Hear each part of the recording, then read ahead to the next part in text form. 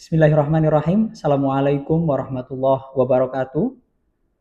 Perkenalkan, saya Yoga Ferdiansah dengan NIM 3150230042 pada mata kuliah Desain Perencanaan Pembelajaran kelas A. Pada kesempatan kali ini, saya akan menjelaskan terkait dengan modul ajar kurikulum berbasis cinta dengan pendekatan pembelajaran mendalam sebagai tugas pengganti UAS mata kuliah Desain Perencanaan Pembelajaran. Modul ajar yang saya buat ini itu pada mata pelajaran fikih pada fase B kelas 3 semester genap. Berikut penjelasannya. Pertama adalah modul ajar pembelajaran mendalam, yaitu kurikulum berbasis cinta pada mata pelajaran fikih bab 5, yaitu semangat berpuasa Ramadan. Penjelasan pertama adalah identitas modul. Nama sekolahnya MI Negeri 1 Banjarnegara, kemudian nama penyusun saya sendiri Yoga Ferdiansah pada mata pelajaran fikih kelas 3 fase B semester genap. Alokasi waktu pembelajaran selama 4 jam pelajaran yang dibagi menjadi 2 pertemuan dengan masing-masing pertemuan 2 jam pelajaran dan dilaksanakan pada tahun pelajaran 2027-2028. Penjelasan pertama pada modul ajar ini adalah identitas kesiapan peserta didik. Bagaimana pengetahuan peserta didik, pengetahuan awal ini dimungkinkan bahwa peserta didik sudah memiliki pengetahuan dasar terkait dengan puasa, terlebih puasa Ramadan ini dilakukan di setiap tahunnya. Mereka sudah mengenal istilah sahur, buka puasa, dan bahkan beberapa dari mereka sudah melaksanakan puasa setengah hari maupun penuh hari. Begitu. Jadi sebagian dari mereka mungkin sudah mengerti ketentuan-ketentuan puasa yang diajarkan di TPQ ataupun madrasah diniyah, tetapi masih terbatas. Kemudian minat dari peserta didik ini sangat bervariasi, tergantung pada pembelajaran fikih di mata pelajaran fikih yang lain. Begitu. Umumnya peserta didik minat pada pengalaman berpuasa seperti buka puasa bersama, kegiatan Ramadan, dan kegiatan yang melibatkan dengan makanan saat berbuka puasa. Mereka sangat termotivasi dengan tantangan seperti puasa di akhir puasa penuh waktu. Kemudian latar belakang siswa ini sangat bervariatif atau beragam, baik dari aspek sosial, aspek budaya maupun tingkat pemahaman agama khususnya terkait dengan puasa. Selanjutnya adalah kebutuhan belajar. Terdapat 2 perbedaan kebutuhan belajar peserta didik. Ada yang cepat memahami materi, ada juga yang sulit memahami materi dalam belajar, sehingga diperlukan satu strategi pembelajaran untuk mengakomodasi perbedaan kebutuhan belajar tersebut, seperti tugas pengayaan, bimbingan individu, maupun tutor sebaya. Pembelajaran yang dilaksanakan harus dilaksanakan secara bermakna, yaitu melalui penghubungan puasa dengan rasa empati, rasa syukur, dan pembelajaran yang menggembirakan, yaitu melalui aktivitas-aktivitas yang interaktif. Kemudian karakteristik materi pembelajaran, yang pertama adalah jenis pengetahuan yang akan dicapai. Materi ini mencakup pengetahuan faktual, pengetahuan konseptual, dan pengetahuan metakognitif. Pengetahuan faktual ini terdiri dari ketentuan-ketentuan puasa yang di dalamnya memuat pengertian, syarat, rukun, sunnah, dan hal-hal yang membatalkan puasa. Kemudian pengetahuan konseptual terdiri dari hikmah puasa terhadap tubuh dan hikmah puasa terhadap kehidupan sosial, serta metakognitif, yaitu merefleksikan manfaat dalam kehidupan sehari-hari. Poin yang kedua adalah relevansi dengan kehidupan nyata peserta didik. Materi berpuasa Ramadan sangat relevan dengan kehidupan peserta didik, di mana puasa merupakan ibadah yang dilakukan oleh peserta didik di setiap tahunnya. Kemudian tingkat kesulitannya ini cenderung seimbang. Tantangannya terletak pada pemahaman dan analisis terkait dengan hikmah puasa. Integrasi nilai dan karakter ditekankan pada sikap religius, sabar, peduli sosial, dan tanggung jawab. Dimensi profil lulusan yang diintegrasikan dengan KBC. Pada materi ini, dimensi profil lulusan ada 4 yang diwujudkan melalui tema-tema yang ada dalam kurikulum berbasis cinta. Yang pertama adalah dimensi keimanan dan ketakwaan yang diwujudkan melalui cinta kepada Allah atau hubullah. Peserta didik meyakini bahwa puasa merupakan perintah Allah sebagai bentuk ketakwaan, sebagai latihan ketaatan kepada Allah Subhanahu wa taala yang didasari pada rasa cinta. Puasa juga merupakan salah satu rukun Islam. Kemudian dimensi yang kedua adalah mandiri, diwujudkan melalui tema cinta kepada diri sendiri atau hubun nafas. Kemudian peserta didik melatih kemampuan mengendalikan diri dari keinginan makan, keinginan minum, maupun nafsu-nafsu dan tanpa pengawasan secara terus-menerus baik dari guru maupun dari orang tua di rumah, di mana hal ini merupakan bentuk pengendalian diri dan penguatan karakter. Dimensi profil lulusan ketiga adalah kolaboratif dan komunikasi yang diwujudkan melalui tema cinta kepada sesama atau hubunas. Melalui puasa, peserta didik diajak untuk merasakan lapar yang mungkin dirasakan oleh sebagian besar fakir miskin, sehingga menumbuh kembangkan rasa kepedulian, menumbuhkan rasa empati, berbagi kepada sesama. Komunikasi juga dilatih melalui menceritakan kembali pengalaman berpuasa yang merupakan salah satu aktivitas dalam pembelajaran materi ini. Kemudian, dimensi terakhir pada materi ini adalah bernalar kritis, di mana peserta didik belajar menganalisis hal-hal yang membatalkan puasa, memahami dibalik keringanan bagi orang yang tidak wajib puasa, serta menunjukkan kemampuan analisis sederhana. Penjelasan selanjutnya adalah terkait dengan desain pembelajaran. Capaian pembelajaran pada elemen fikih ibadah. Pada fase B yang sesuai dengan apa yang ada di web Kemenak Republik Indonesia adalah peserta didik mampu memahami konsep dasar pelaksanaan puasa, sholat Jumat, dan berbagai sholat sunnah, keringanan pada sholat, khitan, dan tanda-tanda balik beserta cara bersuci dari hadas besar. Kemudian lintas disiplin ilmu pada materi bab 5 semangat berpuasa Ramadan. Yang pertama adalah ilmu pengetahuan alam, bagaimana hubungan antara puasa dengan kesehatan organ pencernaan tubuh. Dalam IPA kita belajar terkait dengan sistem pencernaan. Dalam mata pelajaran fikih mempelajari terkait dengan hikmah puasa terhadap tubuh. Kemudian ilmu pengetahuan sosial, bagaimana budaya dan tradisi penyambutan dan pelaksanaan ibadah puasa bagi masyarakat Indonesia, serta hikmah puasa dalam kehidupan sosial. Kemudian bahasa Indonesia, yaitu melalui kemampuan untuk menceritakan kembali pengalaman berpuasa secara lisan dan tertulis. Tujuan pembelajaran pada materi kali ini saya buat ada 4 tujuan pembelajaran. Yang pertama, peserta didik mampu menjelaskan pengertian dan ketentuan puasa dengan benar. Yang kedua, peserta didik mampu menjelaskan hikmah puasa. Peserta didik mampu menunjukkan hafalan niat dan doa berbuka puasa dengan lancar. Yang terakhir adalah peserta didik mampu menceritakan pelaksanaan puasa Ramadan di keluarga masing-masing dengan baik. Melalui tujuan pembelajaran yang telah saya sebutkan di atas tadi, kami juga membuat kriteria ketercapaian tujuan pembelajaran. Yang pertama, menjelaskan pengertian puasa menurut istilah, membedakan syarat wajib dan syarat sah puasa, menyebutkan 2 rukun puasa, menyebutkan hal yang membatalkan puasa, menjelaskan hikmah puasa terhadap tubuh dan dalam kehidupan sosial, serta menceritakan pengalaman berpuasa Ramadan. Iklim budaya madrasah, yaitu menciptakan lingkungan belajar yang dilandasi dengan rasa saling menghargai, dengan rasa saling menyayangi, penuh memaafkan, penuh cinta kasih. Kemudian membudayakan sikap syukur atas segala nikmat yang telah diberikan.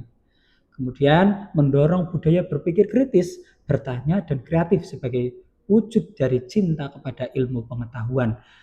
Dalam kerangka pembelajaran, yang pertama adalah praktik pedagogik. Model pembelajaran pada materi ini yang saya gunakan adalah contextual teaching learning atau CTL dan pembelajaran kooperatif.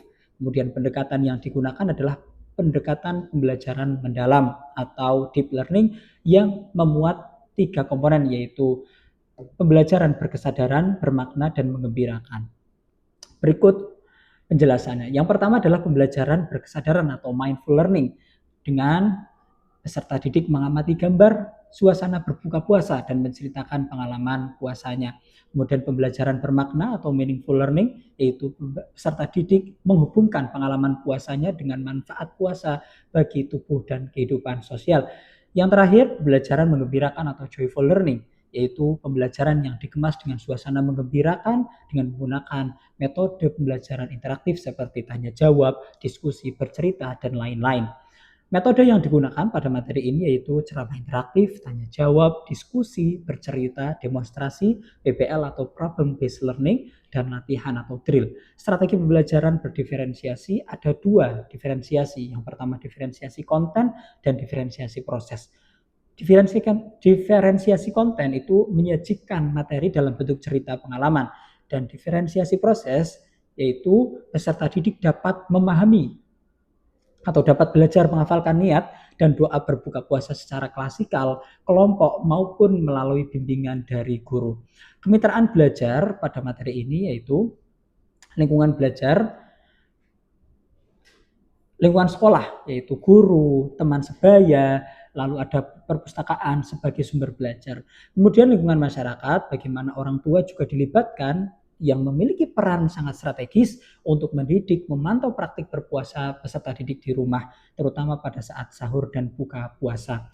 Lingkungan belajar ada lingkungan fisik, bagaimana ruang kelas diciptakan ruang kelas yang nyaman untuk beraktivitas belajar mengajar, penggunaan perpustakaan sebagai akses referensi. Kemudian ruang virtual, penggunaan proyektor untuk menampilkan PPT materi, dan ruang belajar untuk menciptakan suasana belajar yang saling mendukung, kolaboratif, kritis, kreatif, dan menghargai pendapat. Guru menjadi fasilitator dalam pembelajaran untuk menyampaikan atau memberikan umpan balik yang konstruktif. Pemanfaatan digital menggunakan multimedia pembelajaran interaktif, salah satunya adalah Canva Presentation, laptop, dan LCD proyektor. Langkah-langkah pembelajaran berdiferensiasi seperti apa yang telah saya paparkan di awal. Pembelajaran dibagi menjadi dua pertemuan, dengan masing-masing pertemuan itu ada 2 jam pelajaran. Nah, pada pertemuan pertama itu adalah 2 jam pelajaran, dengan 1 jam pelajaran itu terdiri dari 30 menit, sehingga total dari 2 jam pelajaran pertemuan pertama ini adalah 60 menit. Dengan pertemuan pertama adalah ketentuan topiknya adalah ketentuan ibadah puasa. Pada pertemuan pertama ini dibagi menjadi 3 kegiatan. Yang pertama kegiatan pendahuluan, yang kedua kegiatan inti, yang ketiga adalah kegiatan penutup. Kegiatan pendahuluan dilakukan dengan pembukaan. Dibuka dengan pembukaan, membuka dengan salam, doa, dan presensi. Kemudian dilakukan apersepsi, yaitu meaningful learning. Guru bertanya, siapa yang senang kalau bulan puasa tiba? Kemudian hal apa yang adik-adik lakukan pada saat di bulan puasa, itu sebagai apersepsi. Kemudian guru melakukan motivasi atau joyful learning, dengan salah satunya guru mengajak peserta didik untuk menyanyikan lagu Ramadan Tiba untuk menciptakan suasana yang menggembirakan. Kemudian menyampaikan tujuan pembelajaran, yaitu bahwa guru menyampaikan pembelajaran hari ini yaitu terkait dengan ketentuan-ketentuan puasa. Kegiatan inti dilaksanakan selama 40 menit yang diawali dengan penjelasan guru terkait dengan ketentuan puasa yang terdiri dari pengertian puasa, syarat sah, syarat wajib, kemudian rukun puasa menggunakan bahasa dan contoh-contoh yang mudah dipahami. Kemudian demonstrasi dan latihan, mendemonstrasikan pelafalan doa berbuka puasa, kemudian siswa secara bersama-sama menirukan guru dan saling berpasangan untuk menghafalkannya begitu. Kemudian diskusi, bagaimana guru membimbing diskusi tentang hal-hal yang disunahkan. Contohnya adalah sahur, menyegerakan berpuasa begitu ya, menyegerakan berbuka, serta hal-hal yang membatalkan puasa seperti makan dan minum secara disengaja. Nah, pada kegiatan inti ini juga dilaksanakan aktivitas kelompok atau kinestetik, yaitu peserta didik secara berkelompok mengerjakan LKPD terkait dengan mencocokkan aktivitas yang ada di bulan Ramadan.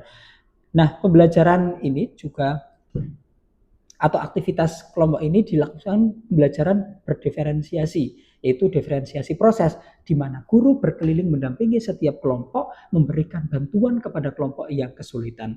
Kemudian pada kegiatan terakhir atau kegiatan penutup ini dilaksanakan 10 menit terakhir, yaitu dengan refleksi. Guru bertanya aturan puasa apa yang adik-adik baru ketahui di hari ini begitu, yang baru dipelajari begitu. Kemudian guru bersama siswa menyimpulkan terkait dengan ketentuan puasa sebagai rangkuman pembelajaran dan terdapat tidak lanjut dalam pembelajaran atau RTL begitu ya, yaitu siswa diberi tugas memasangkan terkait pernyataan, doa, pengertian ketentuan puasa serta menghafalkan niat dan doa berbuka puasa Ramadan di rumah. Kemudian pembelajaran ditutup dengan membaca hamdalah dan doa secara bersama-sama.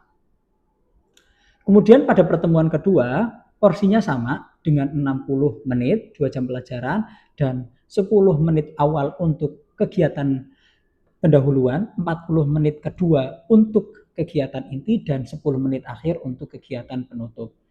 Topik yang dibahas pada pertemuan kedua adalah hikmah puasa dan praktik doa.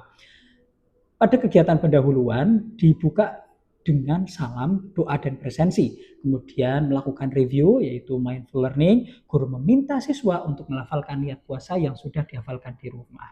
Jadi dengan tugas yang telah ada di pertemuan pertama, lalu direview ulang pada pertemuan kedua. Kemudian apersepsi, guru bertanya, apakah kira-kira kenapa ya Allah menyuruh kita untuk mengerjakan puasa? Kemudian manfaat apa ya yang kita dapatkan begitu. Sehingga persepsi ini digunakan untuk menghubungkan antara materi yang lalu di pertemuan pertama dan materi yang akan dilaksanakan di pertemuan kedua. Kegiatan inti yang pertama itu melakukan bercerita, mindful learning, guru menjelaskan materi terkait dengan hikmah puasa yang baik untuk kesehatan maupun untuk kehidupan sosial. Kemudian berbagi pengalaman, guru juga memberikan kesempatan kepada siswa untuk menceritakan kembali pengalaman yang paling berkesan pada saat berpuasa. Di sini juga dilakukan pembelajaran berdiferensiasi, yaitu diferensiasi proses bagaimana siswa yang malu untuk menceritakan secara langsung di depan bisa menuliskan di buku maupun menggambarkannya. Kegiatan ditutup melalui refleksi, yaitu guru bertanya setelah belajar apa cita-cita adik-adik yang ingin dicapai pada saat puasa Ramadan di tahun depan. Itu juga salah satu caranya, yaitu bertanya. Kemudian guru menegaskan ulang materi-materi yang ada pada pertemuan 2, yaitu bahwa puasa tidak hanya menahan lapar dan minum, tetapi memberikan pelajaran bagi kita untuk semangat berempati kepada sesama, sehat, dan sabar sebagai rangkuman pembelajaran. Kemudian rencana tindak lanjut atau tidak lanjut pada pertemuan kedua ini adalah guru mengajak siswa untuk membiasakan diri berbagi makanan dengan teman, berbagi sebagai latihan dari sikap kepedulian terhadap sesama. Kemudian pembelajaran ditutup melalui atau dengan membaca hamdalah dan doa secara bersama-sama. Pada komponen terakhir di modul ajar kali ini yaitu asesmen pembelajaran. Asesmen yang saya gunakan ada 3. Yang pertama adalah asesmen diagnostik, yang kedua asesmen formatif, dan yang ketiga adalah asesmen sumatif. Asesmen diagnostik dilakukan untuk mengetahui kemampuan awal peserta didik, yaitu dilakukan dengan pertanyaan dari guru pada saat awal bertemu pembelajaran, yaitu siapa yang pernah ikut berpuasa dan apa yang adik-adik rasakan begitu.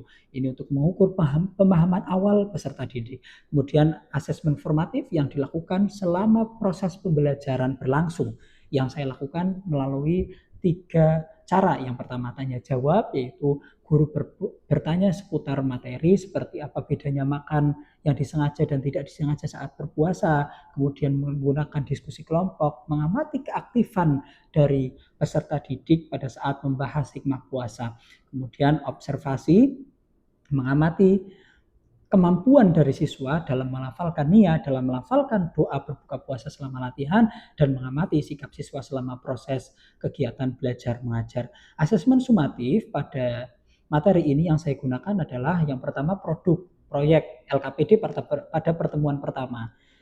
Itu sebagai asesmen sumatif produk. Kemudian praktiknya juga saya gunakan sebagai asesmen sumatif, yaitu peserta didik diminta menceritakan kembali pengalaman berpuasa di rumah masing-masing yang ada pada pertemuan kedua. Kemudian tes tertulis dengan format asesmen berupa 5 pilihan ganda dan 5 mengisi kalimat rumpang, serta pertanyaan esai singkat berupa 2 manfaat. Jelaskan 2 manfaat puasa yang kamu ketahui. Berikut lampiran-lampiran yang saya gunakan pada materi ini atau modul ajar kali ini, yaitu pertama bahan bacaan, yaitu menggunakan buku siswa fikih kelas 3 MI Kementerian Agama RI tahun 2020 bab kelima. Lalu rubrik penilaian menceritakan pengalaman berpuasa pada pertemuan kedua yang sekaligus saya jadikan sebagai penilaian sumatif gitu ya, asesmen sumatif. Di sini kriterianya ada pemahaman konsep, penghayatan nilai KBC, dan kepercayaan diri, sehingga kita bisa melihat kemampuan dari peserta didik, apakah dia sudah berkembang, mulai berkembang sampai sangat berkembang.